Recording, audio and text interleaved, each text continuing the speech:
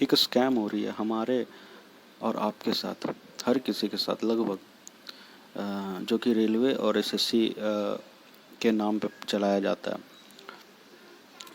Election था, election 2019 का election से जस्ट पहले रेलवे का फॉर्म भराया जाता है, जहाँ पे 500-500 रुपये लिया जाता है।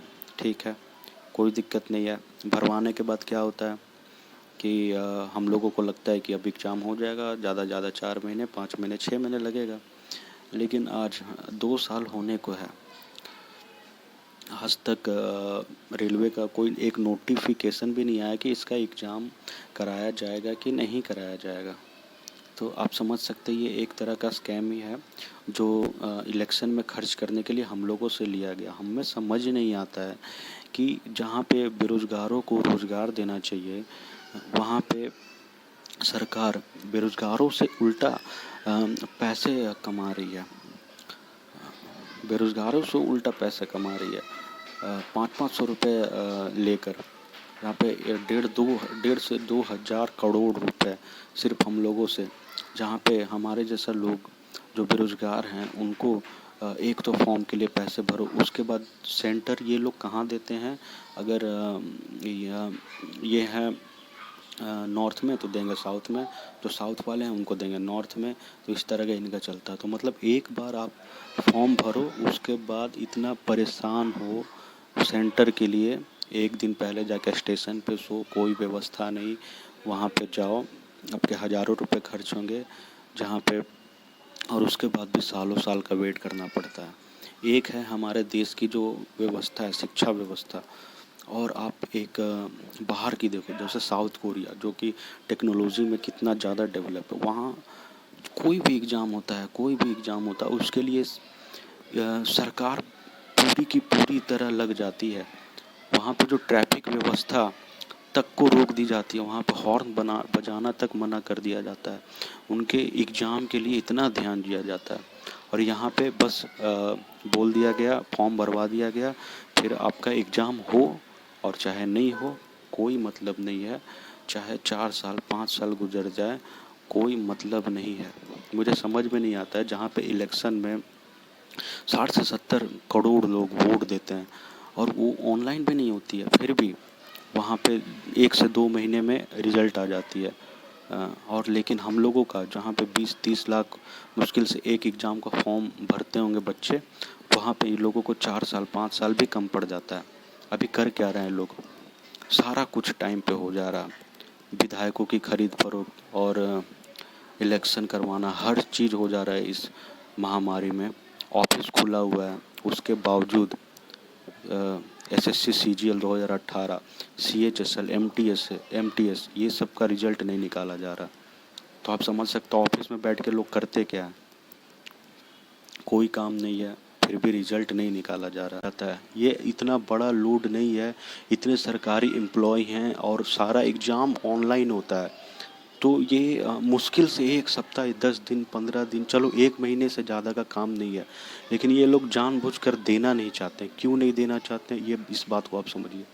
ये लोग हम युवाओं को बेरोज़गार इसलिए रोज़गार इसलिए नहीं देना चाहते हैं क्योंकि जो इन नेताओं के पीछे, इनके काफ़िलों के पीछे जो हम लोग घूमते हैं, जो हमारे आप लोग जैसे इनके पीछे जो चलते हैं, भीड़ लगाते हैं, इनको समर्थन देते हैं बेकार में 500-500 रुपये के लिए, वो इनकी जय जयकार करने वाले, तो वो कहाँ से आएंगे, वो ख़त्म हो जाएंगे तो इनकी तो पावर चली जाएगी।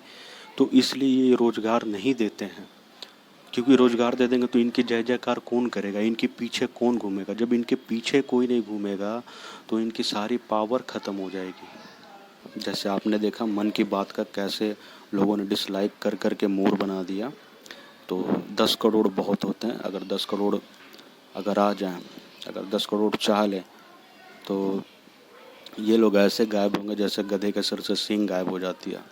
तो प्लीज़ आप लोगों से यही रिक्वेस्ट है कि यूनाइट हो, और जो अभी हम सब ने ट्रेंड चलाया हुआ है ट्विटर पे, उसको ज़्यादा ज़्यादा ट्रेंड करें, और सिर्फ कल ना करें, सिर्फ 1 तारीख को ना करें, इसको जब तक करें जब तक कि पूरा का पूरा सिस्टम हिल नहीं जाता है।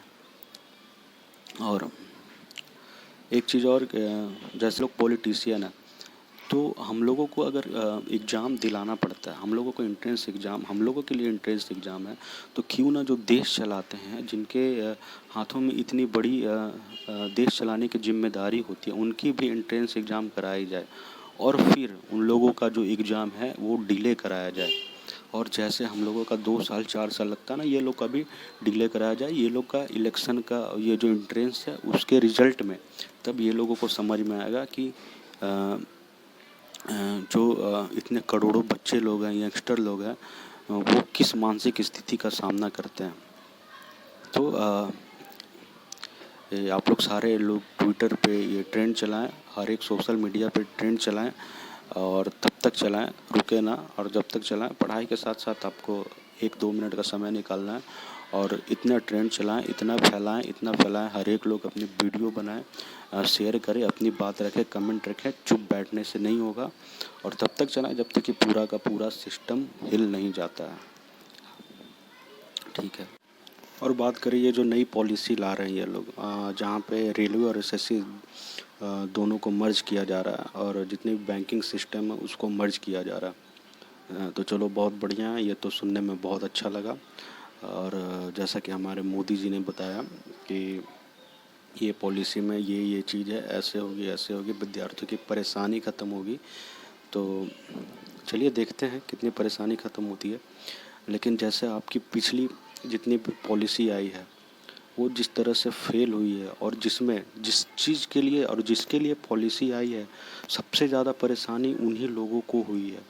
तो इस बार भी मुझे ऐसा ही लगता है कि जैसे ये सीईटी हमारे लिए हमारे परेशानियों को ख़त्म करने के लिए ला रहे हैं, तो सबसे ज़्यादा परेशान इसमें हम ही लोग होने वाले हैं। तो मैं एक बात कहना चाहता हूँ कि ठीक है, बहुत बढ़िया है कि आप नई नई पॉलिसी ला रहे हैं, लेकिन जो नई पॉलिसी लाने से पहले जो फ़िलहाल जो अभी सिस्टम चल रहा, जिस तरह से अभी शिक्षा की व्यवस्था इतनी जो इसकी व्यवस्था इतनी जो बुरी तरह से फेल हो चुकी है, उसको सुधारने की ज़रूरत है। ना कि आप नया नया शिक्षा आपसे नहीं संभल रहा तो आप बस हम लोगों को शांत करने के लिए और हम लोगों को बस वो बहलाने के लिए आप ये दे दो वो दे दो, लेकिन उसके पीछे कोई प्लानिंग ना हो। तो अ, जो अभी फ़िलहाल व्यवस्था उसको सुधारिए, और उससे पहले अपनी नीयत को सुधारिए। क्योंकि कोई भी अच्छा चीज़ करने से पहले कोई भी चीज़ आप अगर अच्छी शुरुआत करना चाहते हैं तो उससे पहले आपकी नीयत साफ़ होनी चाहिए, जो अभी काफ़ी ज़्यादा गंदी हो चुकी है। तो अच्छा होगा कि आप नई नई पॉलिसी लाने से पहले अपनी नीयत सुधारें और जो अभी व्यवस्था है, जो अभी चल रही है उसको सुधारें। ना कि घर में लोग भूखे मर रहे हैं और दूसरे से पैसे मांग कर, उधार मांग के कार खरीद रहे और कार में घूम रहे हैं। तो मैं ये बात कर रहा हूँ बुलेट ट्रेन जैसे ये जो परियोजना है उस चीज़ के रिगार्ड में मैं बोल रहा हूँ, क्योंकि जहाँ देश में बेरोज़गारी से लोग त्रस्त हैं और भूख से लोग मर जाते हैं, वहाँ पे आप करोड़ों करोड़, हज़ारों करोड़, लाख करोड़ रुपए का कर्ज लेकर दूसरे से बुलेट ट्रेन लाने का सपना दिखाते हैं। तो वो कहाँ तक जायज़ है? आप लोग ज़रूर सोचें और बताएं कि अगर किसी के घर में लोग भूखे मर रहे हैं, 2 टाइम का खाना अगर ढंग से नहीं मिल रहा और वो कार खरीदने की सोचेगा, तो ये भाई सी बनाना आप लोग बंद करें। ठीक है, क्योंकि अब जो यहाँ के लोग हैं, जो युवा हैं, वो अब बेवकूफ़ बनने वाले नहीं हैं। सीधा सीधा जो भी सिस्टम है, आप उसको बताएं और उसको प्रॉपर प्लानिंग के साथ इम्प्लीमेंट करें। वरना अगर 10 करोड़ लोग आ गए तो ये पूरे देश के बराबर है। समझ सकते हैं ना, जो अभी सबसे पावरफुल देश है यूएसए। हाँ, तो एक 10 करोड़ जो बेरोजगार का जब मूड ख़राब होगा ना, जब ये लोग समझ जाएंगे कि ये सरकार हमें बेवकूफ़ बना रही है, तो वो ये पूरे एक देश के बराबर है। तो आप समझ सकते हैं कि 10 करोड़ लोग क्या कर सकते हैं। ठीक है, तो भाई आप लोग जितने भी बेरोजगार हैं और उनके पेरेंट्स हैं, ये लोग भी सीरियसली डिजिटल स्ट्राइक करें और जितना ज़्यादा से ज़्यादा हो सके अपनी बात पहुंचाएं लोगों तक। तभी ये हम लोगों का कंपेनिंग है और ये जो मुहिम चल रहा है वो सफल हो सकता है। और ये तब तक नहीं छोड़ना है जब तक ये पूरी की पूरी सरकार हिल नहीं जाती है और ये लोग को समझ में नहीं आ जाता, ये लोग को समझ नहीं आ जाता, तब तक आप लोग ये इस मुहिम को छोड़ना नहीं। क्योंकि अभी जितने भी यूट्यूब पे चैनल हैं, बड़े बड़े चैनल हैं, टीचर हैं, वो सारे लोग आ चुके हैं। तो आप लोग भी एक्टिव हो जाएं और इसको जारी रखें और ज़्यादा से ज़्यादा वीडियो फैला, अपनी बात रखें, अपनी बात रखने से कभी पीछे ना हटें। क्योंकि एक दो लोगों को बात रखने से कुछ नहीं होगा। जिसको भी जो भी प्रॉब्लम है, जिसको भी जो भी बात रखना है, वो प्लीज़ अंदर ना रखें, खुल के सरकार के सामने लाएं, वीडियो बनाएं, उसको फैलाएं और अपनी बात रखें। जो भी प्रॉब्लम है, जो भी, क्योंकि ये सरकार हमारे लिए ही है, हम लोगों ने ही सरकार को बनाया, हमारे भले के लिए बनाया। तो आप इनको इतना बड़ा ना बना दो कि एक दिन ये नॉर्थ कोरिया बन जाए। तो इसलिए टाइम है, सरकार से सवाल सारे लोग पूछें, जो नहीं भी आज तक पूछते हैं वो भी पूछें, बाहर आएँ पूछें। और तब अगर करोड़ों लोग पूछेंगे तो सरकार को जवाब देना पड़ेगा। तो ठीक है,